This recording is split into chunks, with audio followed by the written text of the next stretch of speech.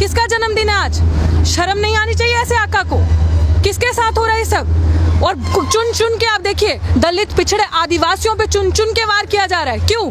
क्योंकि अपने एजेंट इस तरह के बिठा रखे हैं ऊपर। अभी तक हम चुप थे, अभी तक हम देख रहे थे, समझ रहे थे, क्योंकि जिस गलती की सजा हमें दी जा रही है वो गलती हमने करी ही नहीं है। हमें पता ही नहीं है कि हम क्यों खड़े हैं यहाँ पे आज। आपको उन्हीं का मेरिट क्यों दिखता है? आपको बाकियों का मेरिट नहीं दिखता? आपको लेटरल एंट्री में मेरिट नहीं दिखता? पीछे से जो एंट्री होती है उनमें मेरिट नहीं दिखता? इंटरव्यू के अंदर जो आपके आला कमान बैठे होते हैं आपको उनका मेरिट नहीं दिखता? आपको सारा मेरिट दलित, ओबीसी, एसटी के स्टूडेंट टीचर्स का ही क्यों दिखता है और उन्हीं के स्टूडेंट्स का क्यों दिखता है? बाकियों का मेरिट नहीं दिखता आपको? हमारे मेरिट पे क्वेश्चन क्यों आता है? क्यों? क्योंकि ये लोग चाहते नहीं हम आगे बढ़े। चाहे वो रोस्टर हो गया, चाहे वो रिजर्वेशन, चाहे वो SC ST एक्ट को डिलीट करने का हो गया।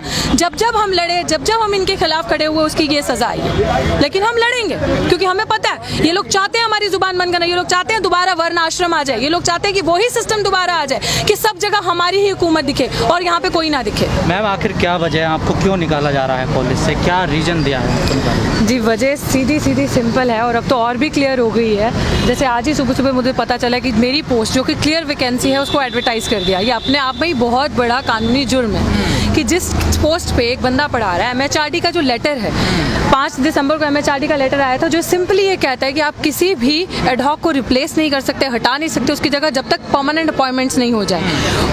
और इतना मतलब ऑटोक्रेटिक आप प्रशासन की सोच समझिए।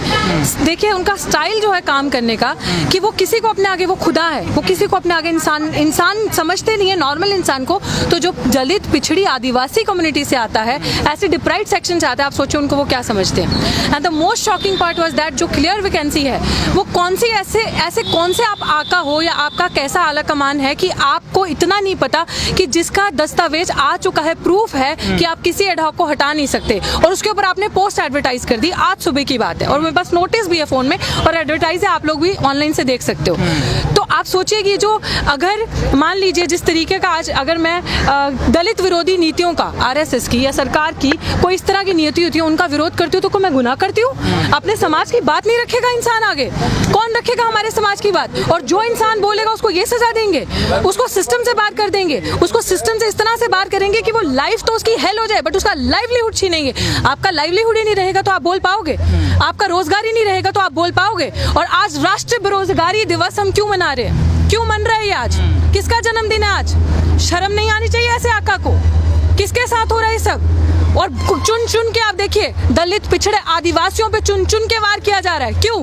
क्योंकि अपने एजेंट इस तरह के बिठा रखे हैं ऊपर। अभी तक हम चुप थे, अभी तक हम देख रहे थे, समझ रहे थे, क्योंकि जिस गलती की सजा हमें दी जा रही है वो गलती हमने करी ही नहीं है। हमें पता ही नहीं है कि हम क्यों खड़े हैं यहाँ पे आज। I have no idea why I am standing here today and addressing this issue. लेकिन कई दलित प्रोफेसर हैं जो आवाज़ लगातार सरकार की नीतियों के खिलाफ उठा रहे हैं, लेकिन उनको तो टारगेट नहीं किया गया, आपको ही क्यों किया गया? देखिए ऐसा नहीं है, टारगेट किया जाता है, लेकिन जो प्रोफेसर आवाज़ उठा रहे, देखिए यहाँ पे बात आती है ध्यान से सोचने वाली, एक एडहॉक, ऊपर से महिला, ऊपर से दलित महिला। तो आप समझते हैं जब ये पूरा नेक्सस, जब ये पूरा चलता है ना, तो जो इस तरह के ऊपर बैठे होते हैं ना पावर पोजीशन में, जो ऑटोक्रेटिक है, जिनको लगता है हम खुदा हैं, हमारे नीचे कोई नहीं है, वो इस तरह का काम करता है। और मेरा सीधा सीधा एक सवाल, हाँ आपका सवाल था कि आप ही के साथ क्यों किया जा रहा है। अगर आप लोग थोड़ा बहुत भी मुझे जानते हैं तो मैं बहुत खुले से दलित विरोधी नीतियों का विरोध करती हूँ। तो मैं क्या गुनाह करती हूँ? सजा इसकी नहीं है कि आप RSS या BJP के विरोध में बोलते हो, सजा इसकी है कि आप दलितों के विरोध में बोलते हो। कहीं ऐसा ना हो कि एक अकेली लड़की इस तरह से अपनी बात रखती है और ऐसा ना हो कि कहीं सारे ना जाग जाएं, कहीं इस एडमिनिस्ट्रेशन में सारे एडहॉक ऐसे ना बन जाए। क्योंकि अगर मैं भी गुलामी करती, मैं भी बिना गलती के माफी मांग लेती जाकर, तो आज मैं भी सिस्टम के अंदर होती, गेट के बाहर नहीं होती। और आप देख रहे हैं ना ये ताला, एक शिक्षक का, एक टीचर का ये हाल है। आप देखिए ये ताला लगा के बैठे।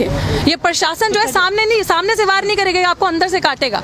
और मैं क्यों बता रही हूँ, और आप मान के चलिए थोड़े दिन में मैं अपनी थीसिस भी पब्लिश करने वाली हूँ। जो आज जिस चीज की सजा मैं भुगत रही हूँ वो मैं 4 साल पहले अपनी PhD की थीसिस में लिख चुकी हूँ। दलित टीचर्स के साथ, माइनॉरिटी, SC ST OBC के साथ क्या होता आया है वो मैं 4 साल पहले लिख चुकी हूँ। आपको उन्हीं का मेरिट क्यों दिखता है? आपको बाकियों का मेरिट नहीं दिखता? आपको लेटरल एंट्री में मेरिट नहीं दिखता? पीछे से जो एंट्री होती है उनमें मेरिट नहीं दिखता? इंटरव्यू के अंदर जो आपके आला कमान बैठे होते हैं आपको उनका मेरिट नहीं दिखता? आपको सारा मेरिट दलित, OBC, ST के स्टूडेंट टीचर्स का ही क्यों दिखता है और उन्हीं के स्टूडेंट्स का क्यों दिखता है? बाकियों का मेरिट नहीं दिखता आपको? हमारे मेरिट पे क्वेश्चन क्यों आता है? क्यों? क्योंकि ये लोग चाहते नहीं हम आगे बढ़े। हम बोलते हैं, आप बताइए जिसने आवाज उठाई है वो कहाँ है आज? जिसने आवाज उठाई है कोई बाहर है कोई बाहर अभी रह रहा है? हर किसी पे कोई ना कोई गलत नीतियां लगाकर, गलत एक्ट्स लगाकर उनको अंदर कर दिया जा रहा है। उनको नौकरी छीन ली जा रही है, रोजगार छीन लिया जा रहा है। क्यों आज प्रधानमंत्री जी के जन्मदिन पे राष्ट्रीय बेरोजगारी दिवस मनाया जा रहा है? ये बहुत प्राउड की बात है, बहुत प्रिविलेज की बात है। कहाँ जा रही है हमारे देश की जीडीपी? कहाँ पहुंच रहे हैं हम? एक साइकोलॉजी की टीचर हूँ, एक साइकोलॉजी पढ़ाती आई हूँ। I am an assistant professor. मैंने दिल्ली विश्वविद्यालय से अपनी पढ़ाई पीएचडी करी है। तो मुझे आप चैलेंज कर रहे हैं, मेरे मेरिट को आप क्वेश्चन कर रहे हैं। कहा जा रहा है आपका रिजल्ट भी अच्छा आया है आपके सब्जेक्ट का, फिर भी आपको क्यों निकाला? जी मेरा सब कुछ अच्छा है, मेरे पास दर्जनों के हिसाब से स्टूडेंट फीडबैक है, मेरे पास प्रूफ है हर एक चीज का वैलिड। 9 तारीख को मेरी टीचर इंचार्ज मुझे बुलाती है कि आप आ जाइए, कल अपनी ज्वाइनिंग ले लीजिए, करवा लीजिए। सारे मेरे साथ जो और भी एडहॉक टीचर्स थे। एंड उसके बाद 8 तारीख को प्रिंसिपल का पर्सनल अपने पर्सनल हैंडल से कॉल आती है ग्रुप पर कि मेरी ड्यूटी है 11 को। ऐसा 10 तारीख को क्या हो जाता है? और मेरे खिलाफ जो भी बनाया गया है वो 10 तारीख के बाद क्यों बनाया गया? 10 तारीख से पहले क्यों नहीं था? 10 तारीख को क्यों नहीं था? वो पहले बाद में क्यों हुआ? समझते नहीं है नीतियाँ इनकी। तो क्या कॉलेज की प्रिंसिपल की भूमिका रही है इस पूरे मामले में? देखिए बिल्कुल ऑफ कोर्स जब टीचर इंचार्ज ने मेरा कॉन्ट्रैक्ट रिन्यू किया पिछली बार, उसके बाद फिर वो कह रही है रिन्यू करने के लिए। जब टीचर इंचार्ज जानती है पोटेंशियल, तो प्रिंसिपल कैसे इंटरफेयर कर सकते हैं? टीचर इंचार्ज ने जब ज्वाइनिंग लिख के दे दिया, I have got the proof with me, तो हु इज शी? आप जानते हैं मुझे ज्यादा या मेरा डिपार्टमेंट जानता है? और डिपार्टमेंट से वो 13 तारीख को लिखवाई हैं मेरे अगेंस्ट। डिपार्टमेंट से आप सोचिए ये सब पहले क्यों नहीं था? ये जब डूटा पहले गई तब क्यों नहीं था? बाद में क्यों था? आपको किसी तरह से मिलाइन करनी है इमेज एक टीचर की, वो भी जो ऐसी कम्युनिटी से आता है, उस टीचर की। This is what is happening, क्योंकि ये सिस्टम ऑटोक्रेटिक तरीके से काम कर रहा है। इस सिस्टम को ऐसा लगता है कि हम ही हैं, हमारे ना आगे है ना ऊपर कोई है। और दलितों का जो शोषण होता है, आदिवासियों का, वंचितों का, पिछड़ों का, और वही ये हो रहा है। आप सोचिए बड़े बड़े सेलिब्रिटीज बात करते हैं रिजर्वेशन खत्म कर दो, जातिवाद नहीं है, ये चीजें खत्म हो जानी चाहिए, अब हमें इक्वालिटी की बात करनी चाहिए। Which college is this? क्या इंस्टीट्यूशन है ये? दिल्ली यूनिवर्सिटी, जहाँ पे लोग सपना लेकर आते हैं पढ़ने का, जब वहां पे जातिगत नीतियां इस तरह की, तो आप सोचिए बाहर क्या हाल होगा। आप सोचिए कि एक ऊपर के पोजीशन पे बैठे जब प्रिंसिपल का नजरिया इस तरह से चीजों को देखने का, तो बाकी जगह क्या हाल होता होगा। ये तो हम बोल रहे हैं क्योंकि हमने कॉम्प्रोमाइज नहीं किया। हमने कहा, हम बहुत बार ही बोला माफी मांग लीजिए, बहुत लोगों ने बोला, हमने कहा गलती बताइए। क्यों माफी मांगे? गुलाम बन जाए ताकि वो हमारी जुबान काट दे, हम बोल ना पाए। नहीं, ऐसे कौन कर रहा है कि माफी मांग लीजिए आप? बहुत लोग हैं ऐसे जो अंदर से अप्रोच करते थे। किसने? हाँ, सावरकर की औलाद नहीं है ना हम, सावरकर नहीं है हम, और वो हो भी नहीं सकते। हम बोलते हैं ना, इसीलिए अखरते हैं और इसीलिए, लेकिन ठान लिया है लड़ेंगे। और आप सावरकर ने माफी मांगी तो आपको क्या दिक्कत है? फायदे के लिए ना, वो लोग अपना फायदा कर सकते हैं। और आप ये देख लीजिए सावरकर ने माफी मांगी और देश कहाँ है, आप ये देख लीजिए। हम लोगों के अंदर सावरकर वाला ना जज्बा है ना हम वैसे हैं। भगत सिंह को सुना है 21 साल में हिला के रख दिया था ना, देखा था ना। तो क्या लग रहा है उस नजरिए से आप हमें देखिए।